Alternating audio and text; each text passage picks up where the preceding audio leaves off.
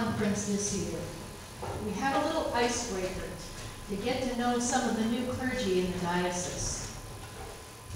And one of the icebreaker and kind of clergy nerd exercises was to go to a certain corner of the building to give your answer to this question. What's your favorite of the 4 Gospels? So if Mark was your favorite, you went to the northwest corner. If Matthew was your favorite, you went to the southwest corner. If Luke was your favorite, you went to the northeast corner. And if John was your favorite, you went to the southeast corner. And in each corner, you found people who shared your same experience, your same preference. I remember struggling with that question. Did I want to go to the corner where fans of the Gospel of John were gathering?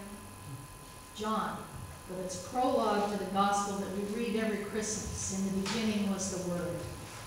The story of Nicodemus that includes John 3:16, and Mary mistaking the gardener, Jesus for the gardener after the resurrection. Or would it be Luke?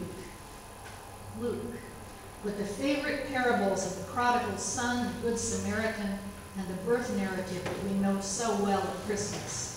In that region, there were shepherds living in the fields, keeping watch over their flocks by night. I'm always torn. I probably have a slight preference for the book of Luke because of how Luke takes great pains to include women and other people who were not important in Jesus' day. But just when I want to be in Luke's corner, we get hit with texts like we've been reading for the last few Sundays. Today's text is especially challenging. Now, is there anyone like me who hates it when Jesus talks of hate? Okay, all right. Well, in today's text from Luke, we read, "Whoever comes to me and does not hate father and mother, wife and children, brothers and sisters, yes, and even life itself, cannot be my disciple." So let's compare Luke's words to Matthew's version. Matthew says, "Whoever loves father or mother more than me is not worthy of me, and whoever loves son or daughter more than me is not worthy of me, and whoever does not take up the cross and follow me is not worthy of me." A little gentler maybe in Matthew, but gentle is not what we get today. Some theologians explain that the Greek word miseo, which means to hate, and that we know from words like misogyny, was used in both Hebrew and Christian scriptures to mean a lesser preference rather than true hatred.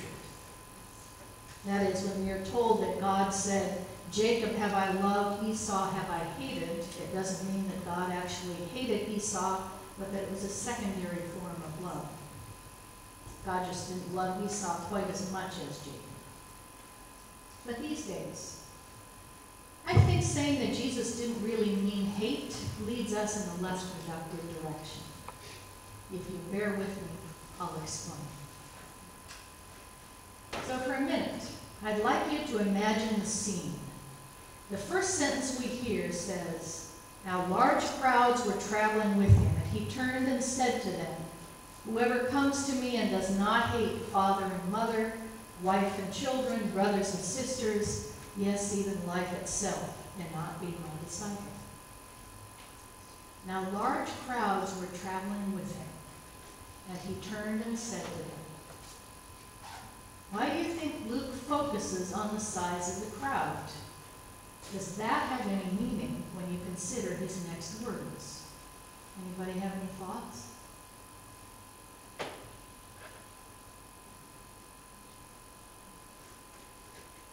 Well, large crowds are an interesting phenomenon, aren't they? Some people might tag along just because it's a large crowd. And imagine some of them thinking, "What kind of celebration is this?" Or, "If this man must be a powerful healer and teacher, sure, I'll follow him, at least as far as the next town." So Jesus' very strong words are not exactly encouraging to some of the people in this large crowd, are they? Do you think some might turn around and head in a different direction? Sure. Okay. Well, Jesus knows that the family is the primary way people identify themselves. After all, Jesus himself is known as Joseph the carpenter's son. So it's not just about love. It's also about basic identity and what Jewish people have always valued. And we have a clue about that because he also connects the hatred of family with the hatred of life itself. Do you remember hearing in our first lesson that Moses encouraged the Israelites to choose life? To cling to God for them meant a robust and long life for themselves and their descendants. But Jesus seems determined to lose as many of his followers as he can. With his words, "Whoever does not carry the cross and follow me cannot be my disciple." I can imagine losing half the crowd, at least, with words like that. Jesus is on his way to the cross, and he's being brutally honest.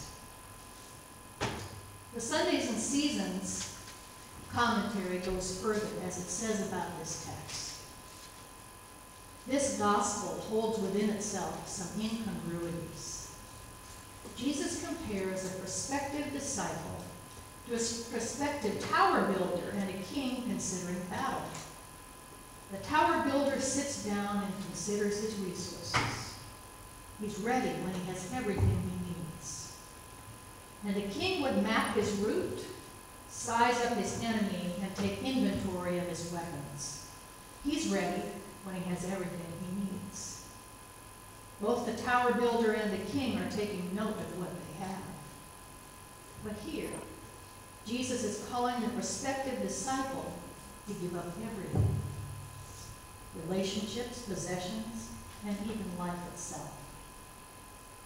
Disciples are ready when they have nothing. Our preparedness looks different. We are prepared for this venture when we have nothing and show up empty-handed. Empty-handed. So that means that everyone should be able to become Jesus' disciple, even those who have not one possession in the world. Theologian Paul Neutralein has another idea about the last sentence. He says, the last verse in this text begins with the signal of importance, the word therefore. So therefore, none of you can become my disciple if you do not give up all your possessions. Actually, from the original Greek, he says, we could also say all your possessing. So therefore, none of you can become my disciple if you do not give up all your possessing. What's going on here? I think this. Our human problem boils down to one of possessing.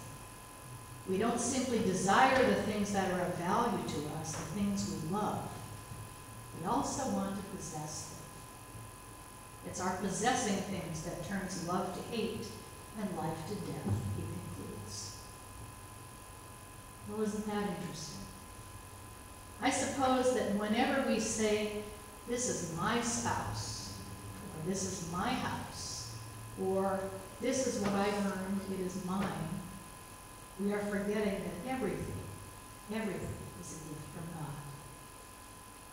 That is so countercultural these days, we can hardly comprehend it. Even those of us who regularly worship and read the Bible and have a hard time remembering.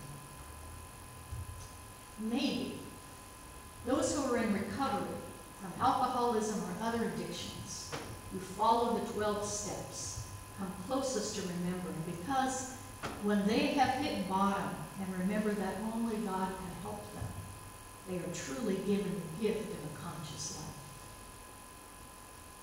The first 3 steps say, we admitted that we were powerless over our addiction, that our lives had become unmanageable. We came to believe that a power greater than ourselves could restore us to sanity. We made a decision to turn our will and our lives over to the care of God as we understood him. Those in recovery recognize how essential it is to live one day at a time. because that day, that moment even, of sobriety or abstinence is all that is given them. So to give up possessing in this sense might be to say, I don't possess my sobriety. It is a gift from God. I did nothing to earn my good fortune. It is a gift from God. I can't control the reactions of others and don't possess the ability to focus on anything but my recovery and my program, and that only for this moment, because it is a gift from God. Recovering from seeing God's gifts as possessions that we have earned brings us into true discipleship. We show up empty-handed, recognizing that everything is a gift, meant to be received in gratitude and shared. I invite you, in a brief time of silence as I conclude, to consider what possessing you may need to give up. One day, one moment at a time, so that God can show you the gifts you have been given, and that you might ask to be emptied, ready to receive the gift of the cross, the gift of true life as a disciple